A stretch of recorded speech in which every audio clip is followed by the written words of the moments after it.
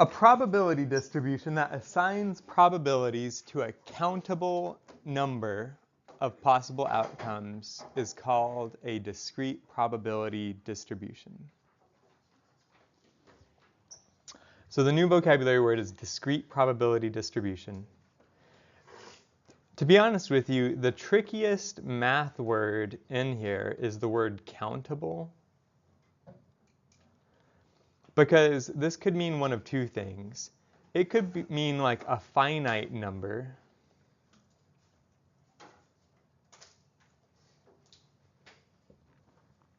of possible outcomes. Like maybe there's only 6 possible outcomes because you're about to roll a die. And so there's only 1, 2, 3, 4, 5, or 6 as the outcome. That would be a countable number of possible outcomes. The other way that mathematicians use the word countable is to mean an infinite number that is still discrete.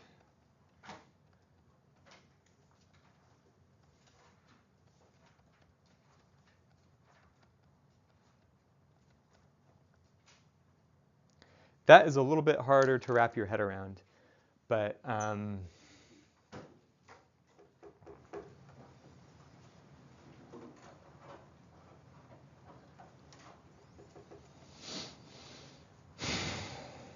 in fact, it's even hard for me to think of an example of something that's like an infinite number but still discrete.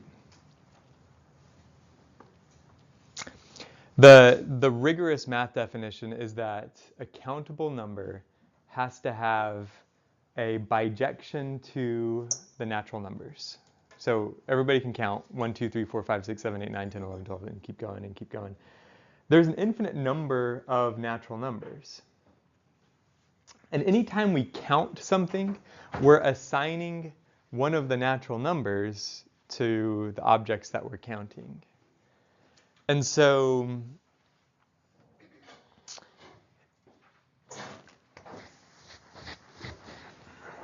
if you imagine like the number of stars in the universe, we don't really know if the universe is infinitely large or if it's only a finite size. Nobody knows that. You can only observe so much of it. And so nobody really knows how big the universe is. Maybe it's infinite, maybe it's not. But if you were going to count the number of stars, you could start counting. You could start pointing at stars and saying 1, 2, 3, 4, 5, 6, and you could count them, even though there might be infinitely many stars. Does that make sense? But an example of something that is uncountable might be like the amount of liquid in this drink. I can measure it, but it's a continuous random variable, right? It's not a discrete random variable. So even if we can measure it, we can't really count it. I don't know if that helps. So countable is a weird word, but I'll point out to you where we see discrete probability distributions, and maybe that will help. Imagine you have a spinner like the one shown below. So the idea of a spinner, if you've never played like Candyland, is that you kind of flick the spinner with your finger, and it spins around and around and around and around, and eventually settles on something. After a spin, it settles on one of 4 outcomes. Each outcome has a different probability because there's a different sector of the spinner assigned to the probability with a different cash prize. And so maybe the cash prizes are like $1 if it lands here, $5 if it lands here, $10 if it lands here, and $50 if it lands on this part of the spinner. What is the expected value of each spin? Well, we've done something similar to this before, but maybe not with different probabilities. Well, maybe I think we did. I don't know. Maybe you've seen this before. But to calculate the expected value, we're going to take the probability of each outcome times the value of the outcome.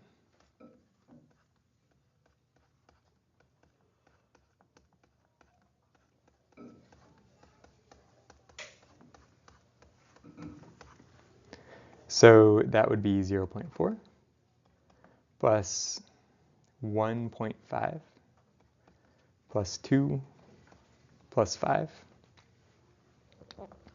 And that's going to be 7, 8.5, 8.9.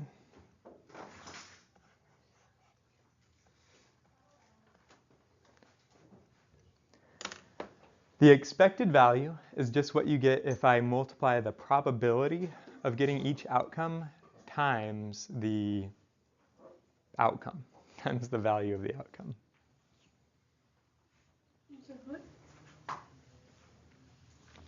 The expected value is what I get if I multiply the probability of each outcome times the value of each outcome and then add them all together. That's the idea of expected value. And another different way to think about expected value is if I were to repeat this experiment over and over and over again, if I do this 1,000 times or 10,000 times, and I take my total earnings and I divide by 10,000. If I take my total earnings and I divide by the number of times I repeated this experiment, it should be $8.90 on average. Okay?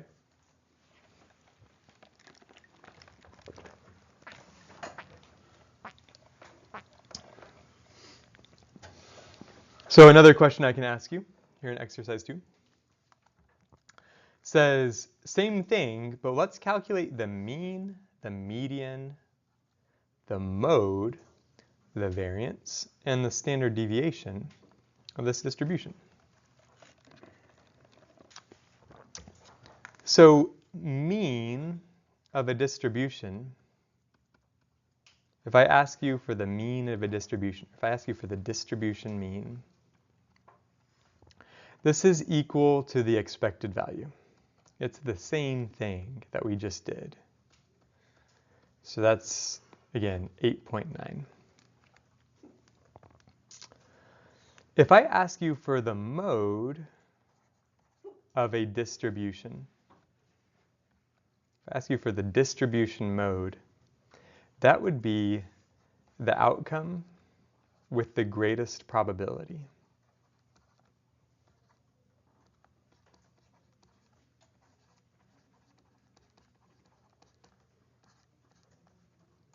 So the distribution mode is $1. It's the most probable outcome.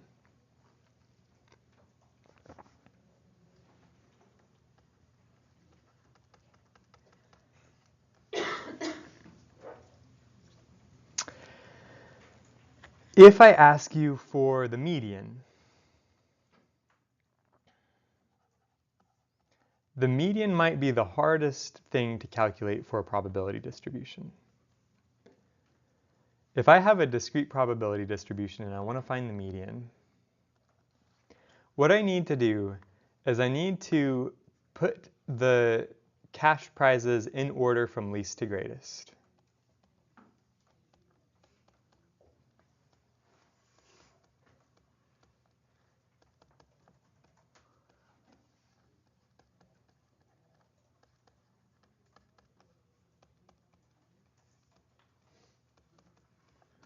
Which would be $1, $5, $10, and $50.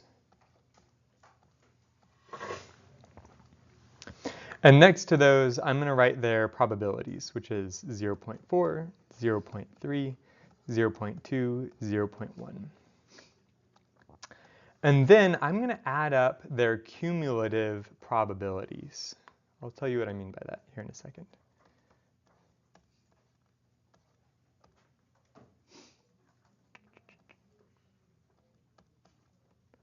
In green here, I just wrote down the cumulative probabilities. And what the cumulative probabilities say is, what is the probability of getting this cash prize or less? Okay? What's the probability of getting $5 or less? 0.7. What's the probability of getting $10 or less? 0.9. What's the probability of getting $50 or less? 1. Okay? So you take the previous cumulative probability, add the probability of the outcome $5 and you get 0.7. Then in the next row, you take the previous cumulative probability, add the probability of getting $10 and you get 0.9.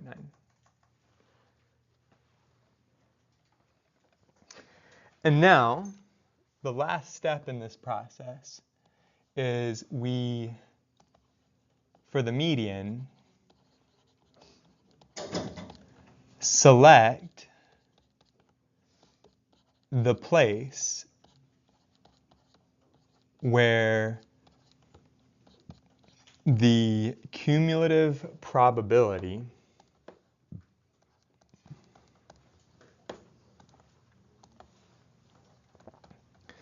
is first greater than 0.5.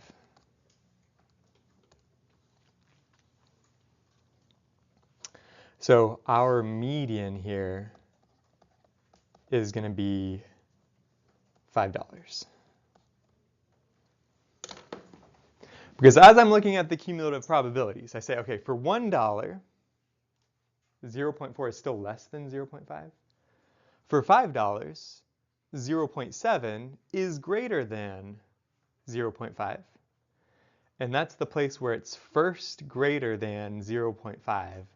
And that means the median is the $5 row. Yeah. Is it only going to be 0.5? Yep. Because median means middle. 0.5 is the middle probability. Probabilities go from 0 to 1. So at 0.5, that's the middle probability of a distribution. And so I care about what outcome is going to bridge us in probability from less than half to more than half. I don't understand how you get the green stuff. The cumulative probability. So for the first outcome, the cumulative probability is just going to be the same. For the next one, for 0.7, we're going to take the previous cumulative probability and add that probability. So it'd be like 0.4 plus 0.3. So it gives me 0.7. Okay. Yeah. Cumulative probability is the probability of getting that outcome or less. It's the probability of getting $5 or less. Or 0.9 is the probability of getting $10 or less. So that covers mean, median, mode of a distribution. It's feels a little bit different from doing sample mean, sample median, sample mode. But you still feel good about it? Have any other questions? The next thing on our list is variance. And let's talk about how to do variance of a distribution.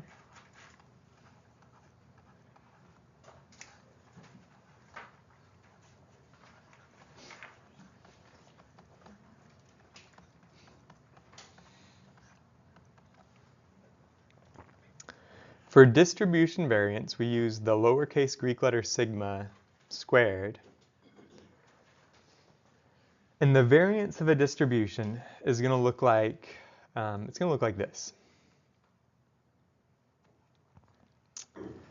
We're going to take the first outcome, whatever that might be, minus the distribution mean squared times the probability of the first outcome, plus the second outcome minus the distribution mean squared times the probability of the second outcome, plus the third outcome minus the distribution mean squared times the probability of the third outcome, plus the fourth outcome minus the mean of the distribution squared times the probability of the fourth outcome. So if you see that lowercase Greek letter mu, that means we're talking about the distribution mean.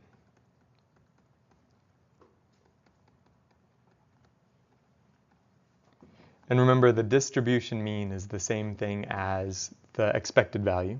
So we've calculated that before. Those are just synonyms. And we found that already. That was 8.9 in this example. And my outcomes were supposed to be $1, $5, $10, and $50.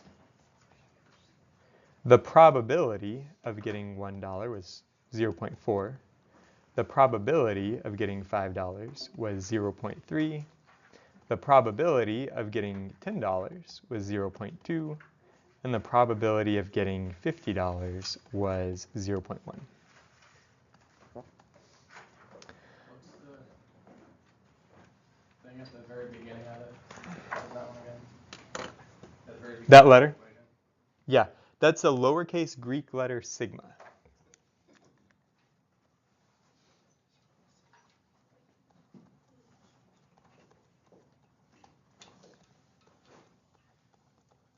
And what's the end thing?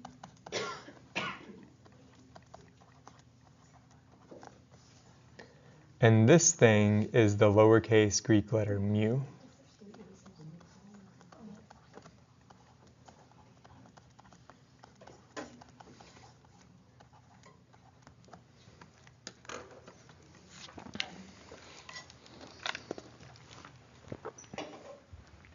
This is not like my preference. I'm not the one that decided to use Greek letters, but Greek letters happen to be a very popular thing in math and physics and statistics and stuff. So just got to get used to it.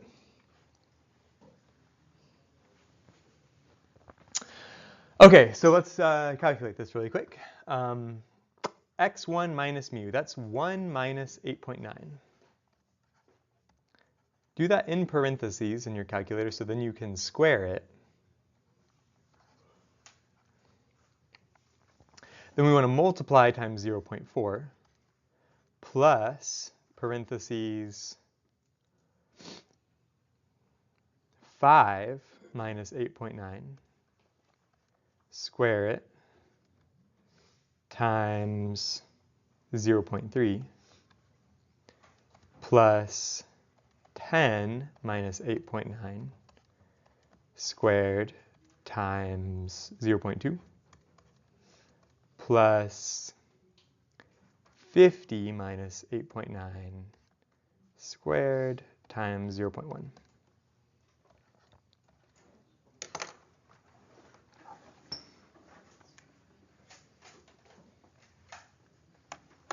I could do it in my calculator. I'm going to do it in Excel just so you can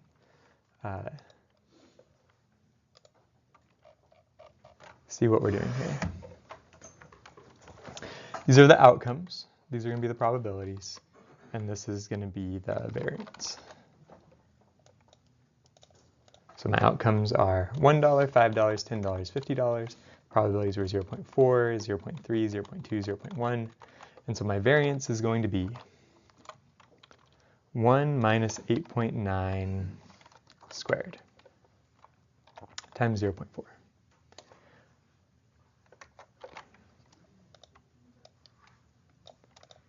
And I'm going to do the same thing for all of these, right? So it's going to be 5 minus 8.9 squared times 0.3, 10 minus 0.9 squared times 0.2, and 50 minus 8.9 squared times 0.1. And to get the variance, I just have to add up all of those. So my variance, if you do this right, should be 198.69.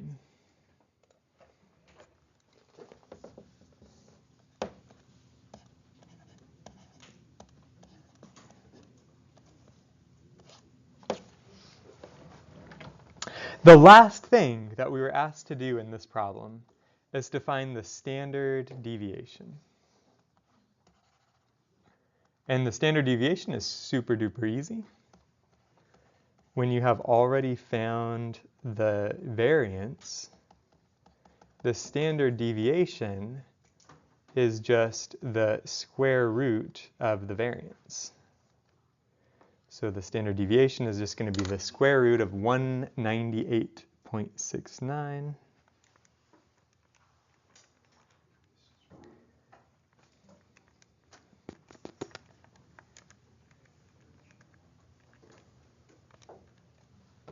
That's 14.1 if I round.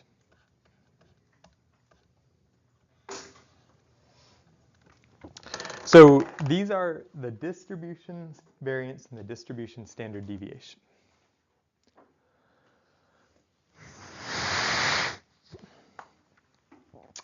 I talked about this briefly before, but you know,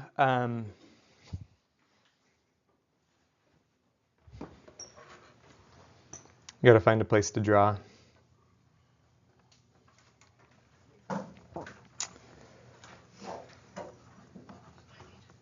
Here's what we can calculate.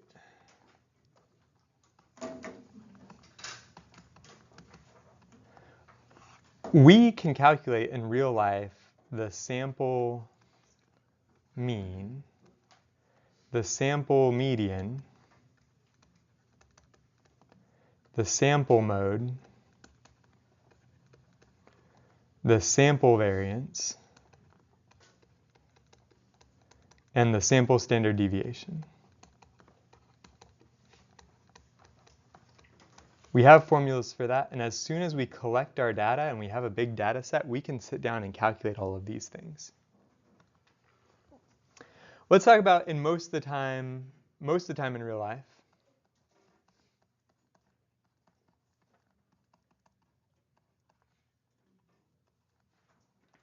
We do not know the underlying distribution. So we do not know the distribution mean, the distribution median, the distribution mode, the distribution variance, and the distribution standard deviation.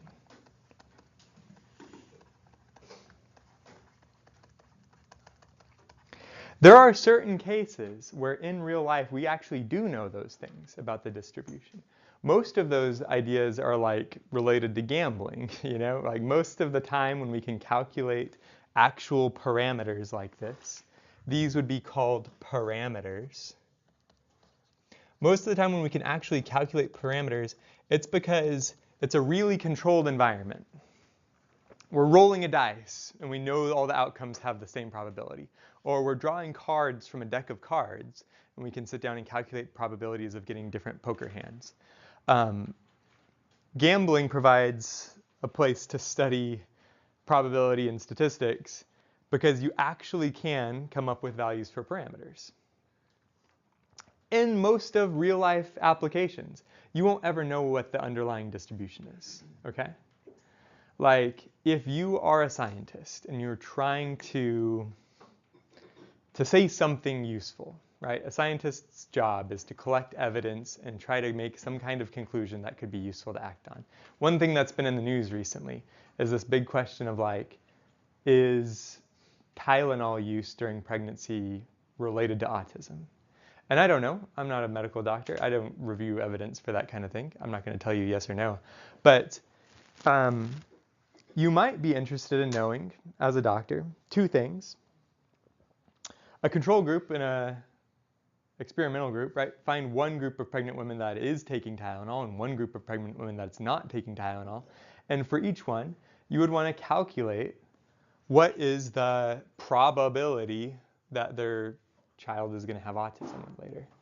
And then you would look at the two probabilities of your placebo group and your experimental group, the group that had and did not have Tylenol. And then you would see, is there a difference? And is the difference statistically significant? Is the difference practically significant? Questions like that. We'll talk about that later in the semester. But the reality is that as a scientist, you have no idea what that probability is. You can't decide before your experiment that you know what the probability is, right? What you're doing when you collect data is you're gathering evidence and you're coming up with these things you can calculate. And then We are hoping, and we have good mathematical reasons to hope, that these are good approximations of these.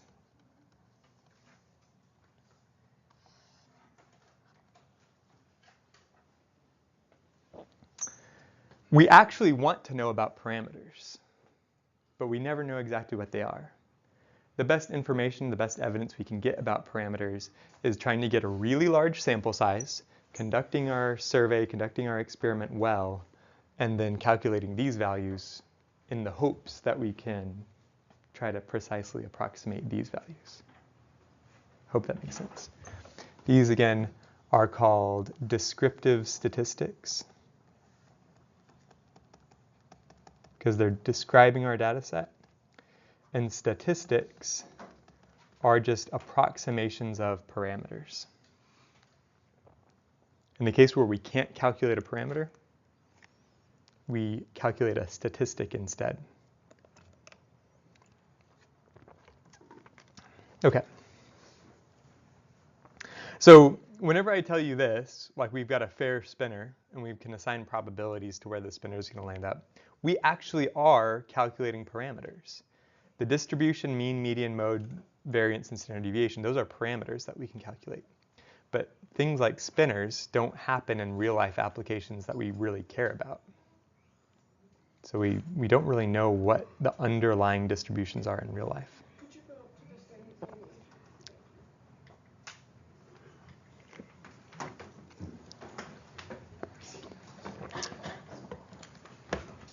deviation? A discrete probability distribution that assigns equal probabilities. That's important.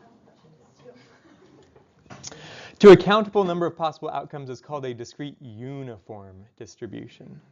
So if you see the word uniform distribution, that means we're talking about every outcome has equal probability.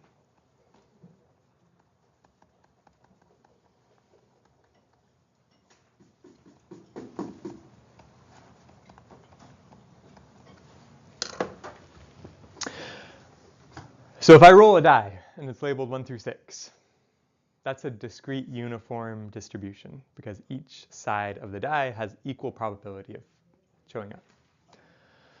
Another example is in Microsoft Excel. I can create a discrete uniform distribution anytime I want by using the rand_between command. And it's going to give me a random integer between, let's say, 4 and 17. And the 4 and the 17 are included as possibilities. So here's a question. What's the probability of getting any specific integer? Pick one. Pick your favorite number between 4 and 17. What's the probability of getting that number?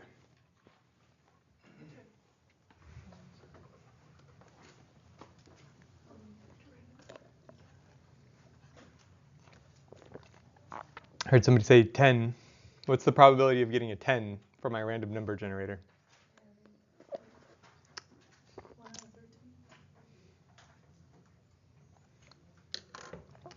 Let me count, because I'm kind of dumb.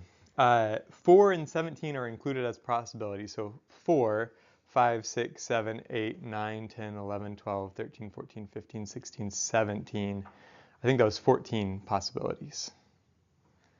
So the probability of getting any particular number is 1 out of 14. I know that 4 plus 13 is 17. But we're including the 4 and we're including the 17, so there's actually 14 possibilities here.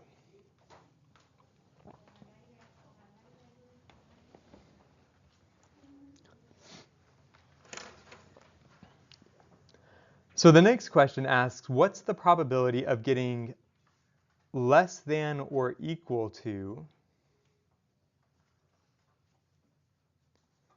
any specific integer k between 4 and 17? And this time it's actually going to depend on what k is. This is going to be something like k minus 3 divided by 14.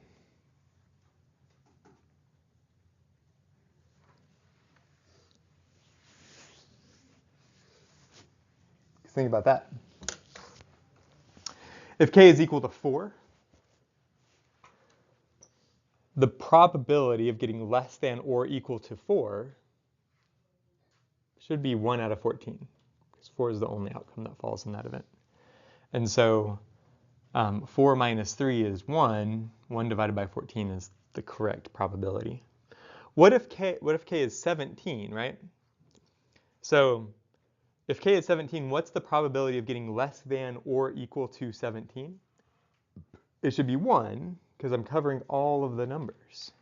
And so if I plug in 17, then 17 minus 3 is 14. 14 divided by 14 is 1, so that works.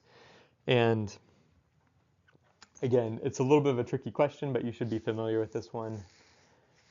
We are often concerned in statistics with the probability of getting less than or equal to something. Yeah? Why is there why does it say k minus 3? Like, where did that come from? K is the specific integer we're talking about. So you pick a number between 4 and 17, and that can be k. And then the minus 3. Yeah. The minus 3 is because whenever we let k be the number 4, we want this to be 4 minus 3, which is 1, and the probability becomes 1 over 14. And the probability of getting less than or equal to 4 is the same as the probability of just getting a 4, right? You can't get less than a 4. And so we want that to be 1 over 14. Does that make sense? But you can put any number in for k. Yeah. In fact, if you do this instead with a random number generator between A and B, I'm going to be a little bit more abstract here, then the probability of getting k, and let me try to fix my notation a little bit, I guess. I'm going to be a little bit better about using the proper notation here. The probability that my random number is 10 would be 1 over 14 in that case. But what's the probability that my random number is k in this case, where my lower bound is a and my upper bound is b? That would be 1 divided by b minus a plus 1. Like 17 minus 4 is 13. 13 plus 1 is 14. And then let me use the correct notation here and say the probability that my random number is less than or equal to k, in my green case, is k minus 3 over 14. To be more general and a little bit more abstract here, the probability that my random number is less than or equal to k when my lower bound is a and my upper bound is b, we're talking about k minus a plus 1 over b minus a plus 1.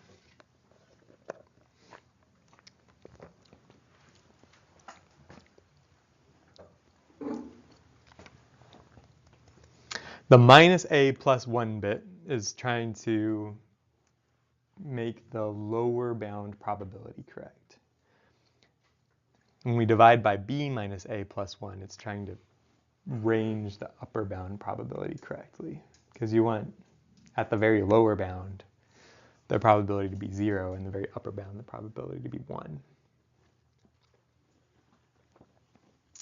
So what's the expected value of each random number generated?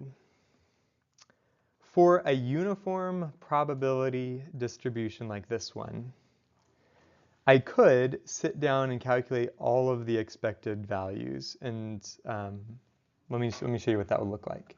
Expected value is the same thing as the distribution mean, and that would be the probability of 1/14 times 4 plus the probability 1/14 times the outcome 5 plus the probability 1/14 times the outcome 6 plus the probability 1/14 times the outcome 7, and I could just keep doing that more and more and more and more, right?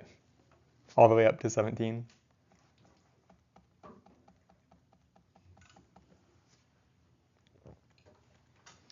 Or,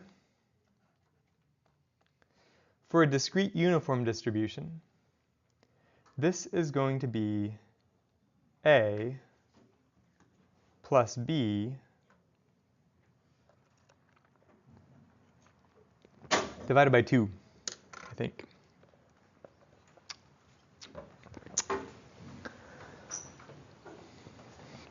And I say that because I could factor out the 1/14th, and then I'll have 1/14th times 4 plus 5 plus 6 plus 7 plus 8 plus 9 plus 10 and so on.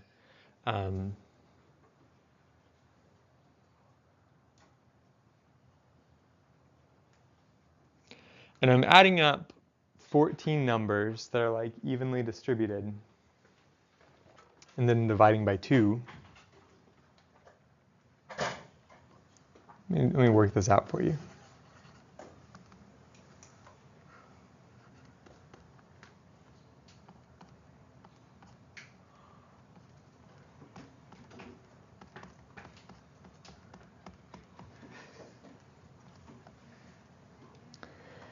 I'm going to factor out the 1/14. And so I get 4 plus 5 plus 6 plus 7 plus ... a whole bunch of extra, plus 16 plus 17, and then I'm done. Okay. Well, think about this instead. I'm going to do 4 plus 17. What's the right way to do this?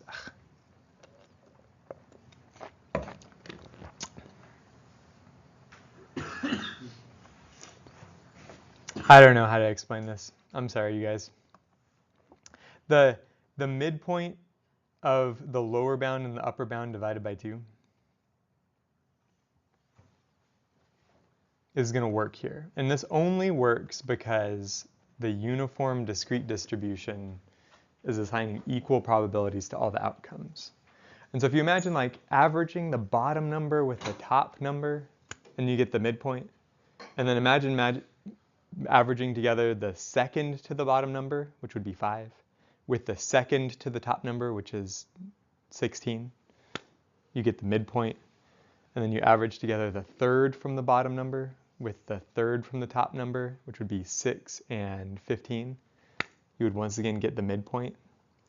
And so whenever we take this average of all of these numbers, you're essentially just taking the midpoint of these like pairs of numbers.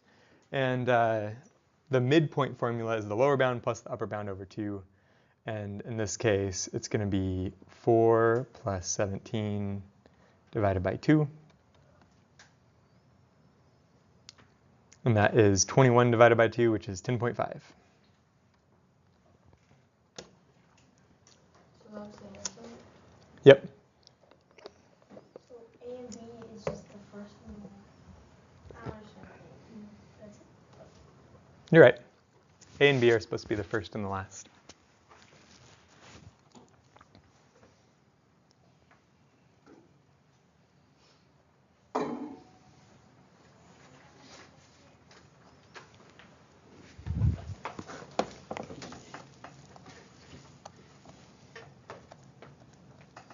I can try one more time to write out what I was trying to say a moment ago.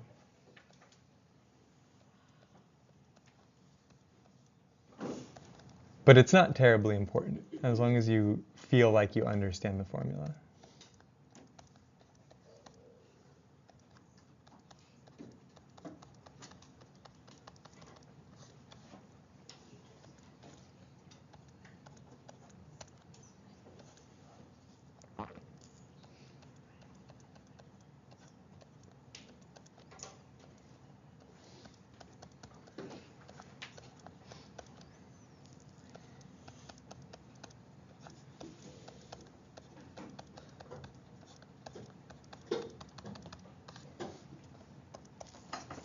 So you see how 1 over 14 is the same thing as 1/7 times 1/2?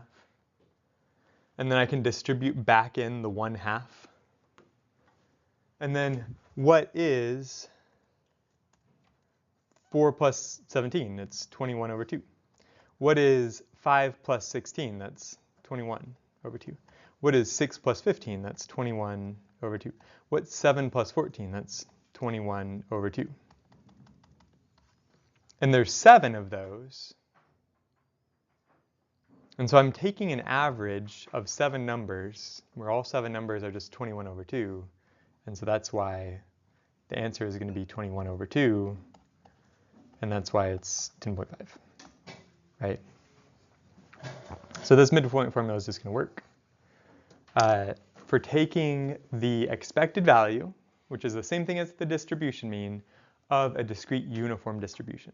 But again, this only works because it's a uniform distribution. It will not work for distributions in general. It only works for uniform.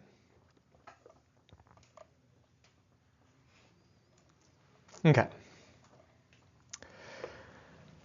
In Microsoft Excel, so it's the same question, but this time we're asking what's the mean, median, mode, variance, and standard deviation? Well, the mean is the same thing as the expected value. We already know that one. The median is going to be, what do we get if I list my outcomes from least to greatest, and I find the one where the probability, I find the one where the cumulative probability goes from less than 0.5 to greater than 0.5. So let's find the median. We're going to list 4, 5, 6, 7, 8, 9, 10, 11, 12, 13, 14, 15, 16, 17. And their probabilities are all 1/14, right? Because this is uniform. And so the cumulative probabilities are going to be 1 over 14, 2 over 14, 3 over 14, 4 over 14, 5 over 14, 6 over 14, 7 over 14, 8 over 14, and I can probably stop now, right? Because 7 over 14 is 0.5. So,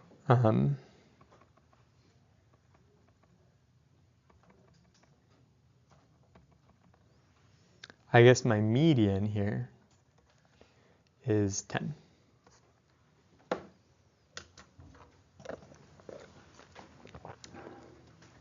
And I'll say this again. Cumulative probability is the probability that my outcome is less than or equal to the value we're talking about. So in this case, we would say the probability that this random number is less than or equal to 10 is 0.5.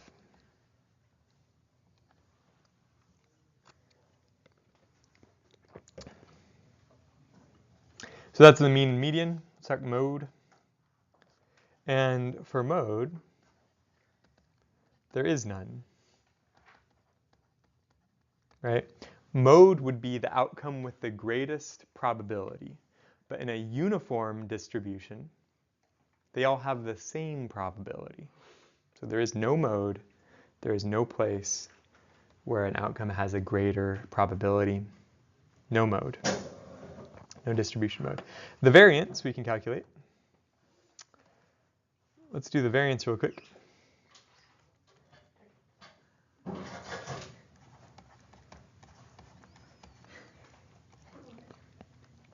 And the variance is going to be the difference between the first outcome and the mean squared times the probability of the first outcome, plus the second outcome minus the mean squared times the probability of the second outcome, plus the third outcome minus the mean squared times the probability of the third outcome. And you keep on doing this. I'm sorry, there's like a whole lot of possible outcomes. There's 14 different terms you would have in this. And that would take all day, especially if you don't have Excel. But one thing I can do is I can factor out the 1 over 14. And we can do this. Say my outcomes are 4, 5, 6, 7, 8.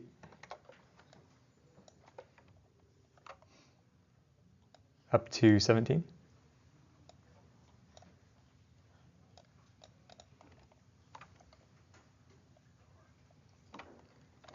And then for each one, we're calculating the outcome minus the mean, which is your 10.5, squared times 1 over 14. So I have to do that for every single one, and then we add them up. I take the sum of all those numbers. And so my variance is 16.25.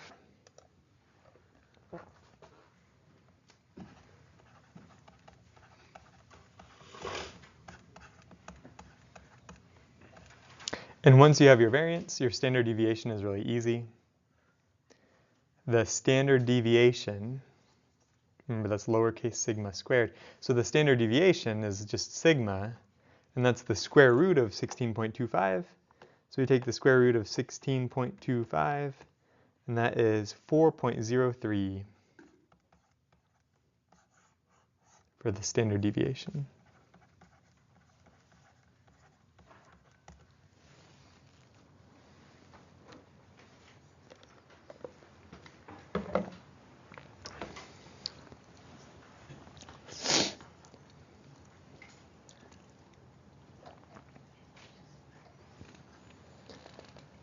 All right, any questions? What's the P, like the thing underneath the median, that equation? This is saying the probability of my randomly generated variable, capital X is just the outcome, is that the probability that this is less than or equal to 10 is 0.5. Is that just a notation? It's not really anything. Right. That's just not median. Yeah. I'm illustrating that the cumulative probability here in green is the probability that your outcome is going to be less than or equal to some value. And for this case, since the cumulative probability of 10 was 7 over 14, 7 over 14 is 1/2. That's what it's the case here for the 10 outcome. Okay. Let's, I got 2 more pages here. Suppose you go bowling. Every time it's your turn to bowl, there is a probability of 0.6 that you will bowl a strike. In an experiment, we make you bowl 3 times in a row with a fresh set of pins each time. What is the probability that you will bowl 3 strikes?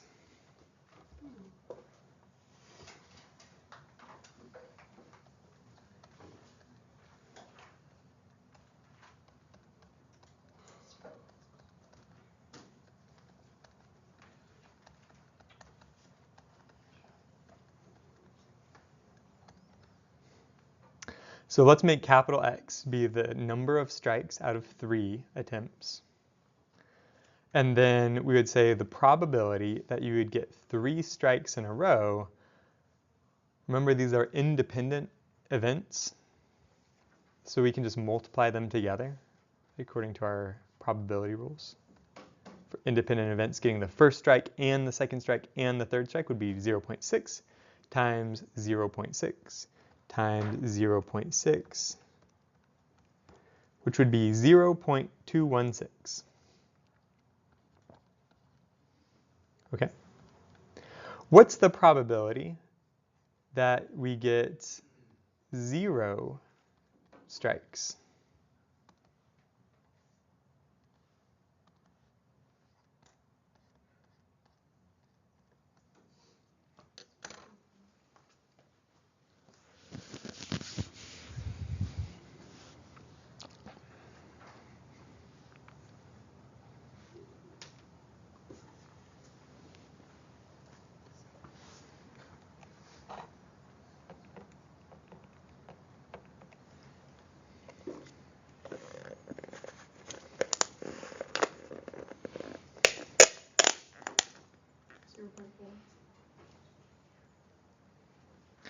0.4 is the probability that you miss on any given attempt.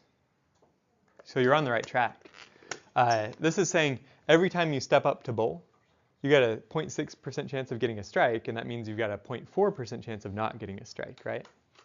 So now we're asking, what's the probability that you attempt this 3 times in a row, and all 3 times you get no strikes at all?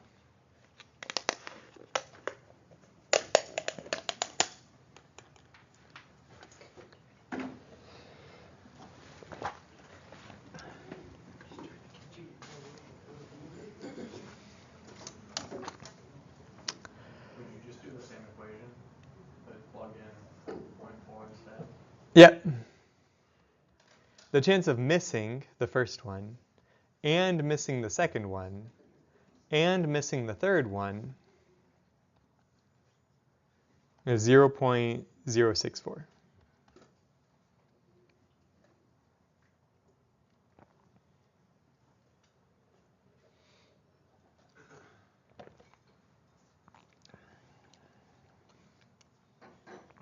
So the next is a more interesting question that you got to sit and think about for a minute. What's the probability that after 3 attempts, you got exactly 1 strike?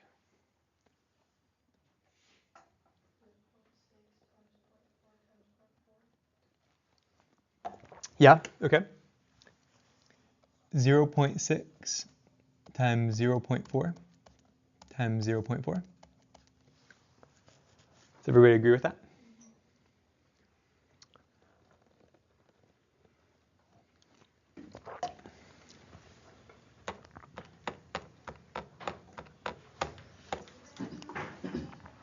And that is 0.096. And what's the probability that we have 3 attempts and we get 2 strikes?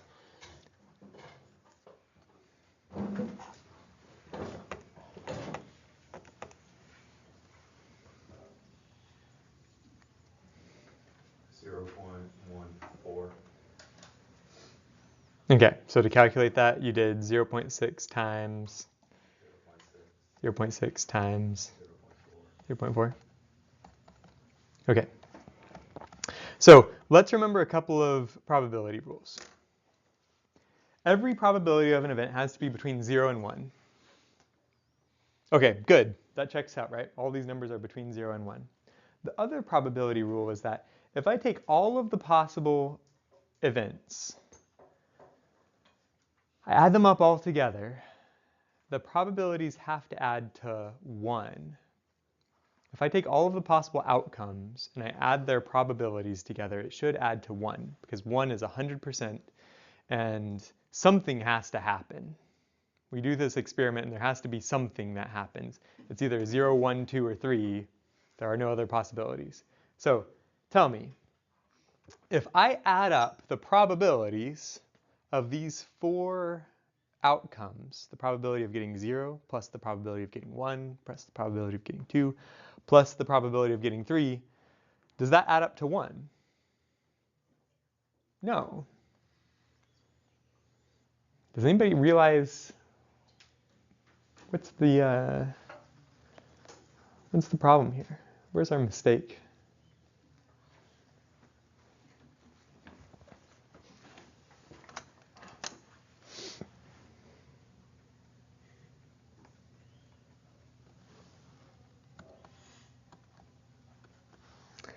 What we actually need to do here is multiply this one times 3 and multiply this one times 3. And you might say, okay, why? Why am I multiplying this times 3? There's 3 ways that I could get 1 strike out of 3 attempts.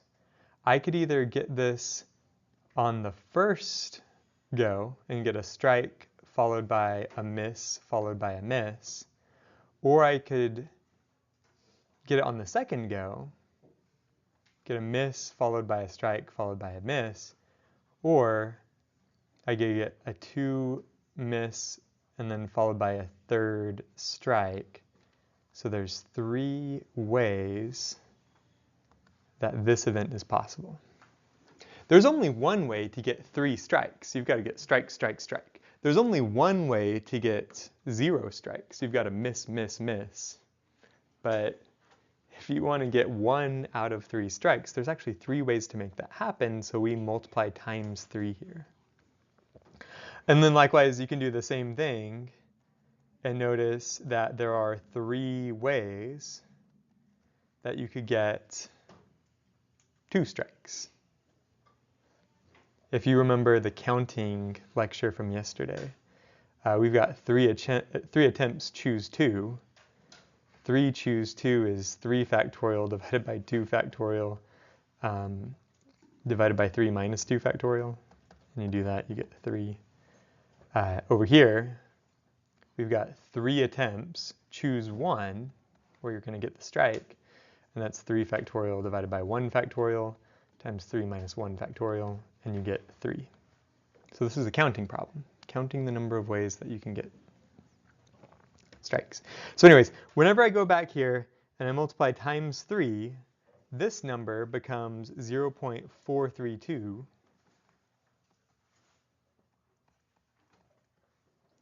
And this number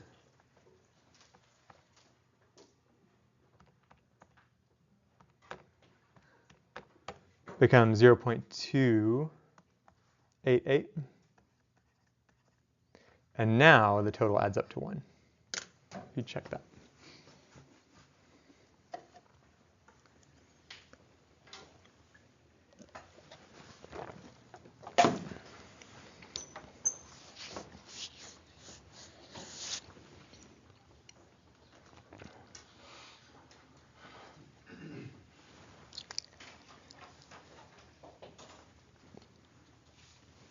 Okay, questions? Thoughts? Ready to move on? All right.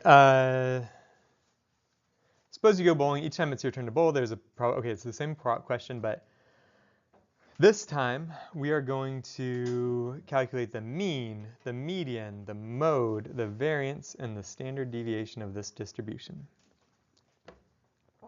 So the mean is the expected value. That's going to be the probability times the outcome. And so that's going to be, let's say, 0 times 0.064.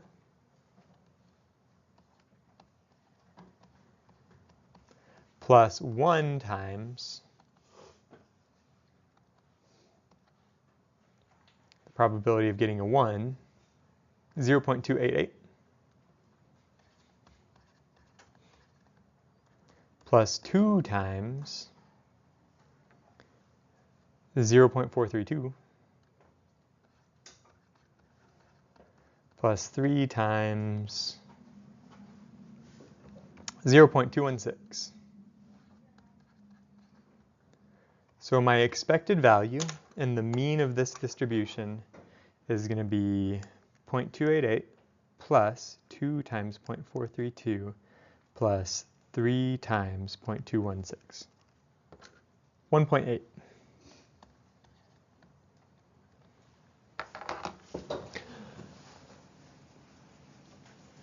Let's talk about the median. So for the median of this distribution, I have to line up my outcomes in order from least to greatest and their probabilities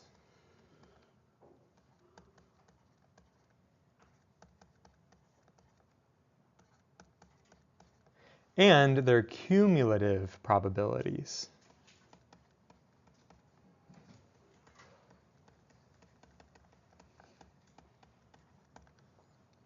And so to get cumulative probabilities, I have to add them together. 0.064 plus 0.288.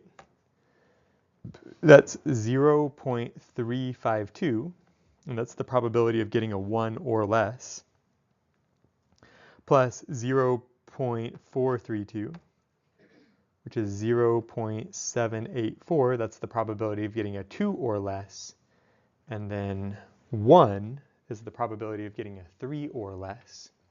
So for the median, we ask ourselves, on what outcome do we go from less than 0.5 to more than 0.5?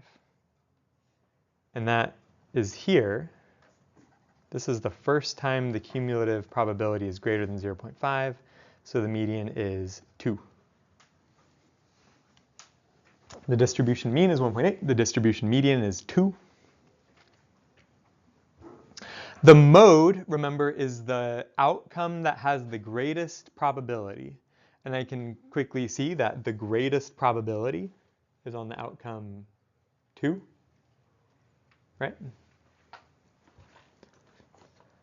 So since 0.432 is the greatest probability, that tells me that the mode of this distribution is 2. And then, this is the last difficult calculation for today. We are going to do the variance. And the variance of this distribution is going to be the first outcome minus the mean squared times the probability of the first outcome, plus the second outcome minus the mean squared times the probability of the second outcome, plus the third outcome minus the mean squared times the probability of the third outcome, plus the fourth outcome minus the mean squared times the probability of the fourth outcome. And so all together,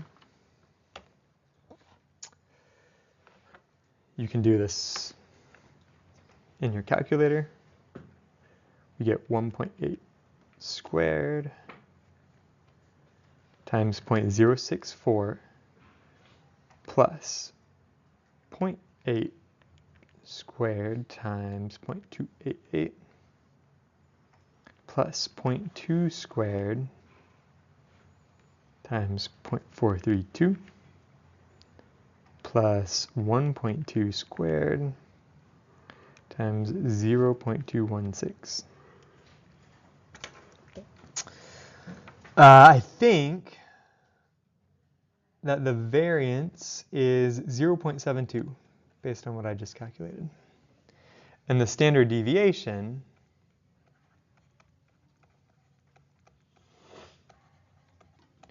is just the square root of the variance. So I take the square root of 0.72 and I get 0.85-ish, somewhere around there.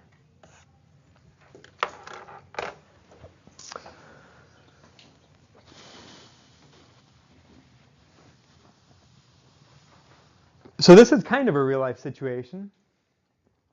But the problem about bowling in real life is you have no idea what the probability of you getting a strike is, you know? Like, think about that.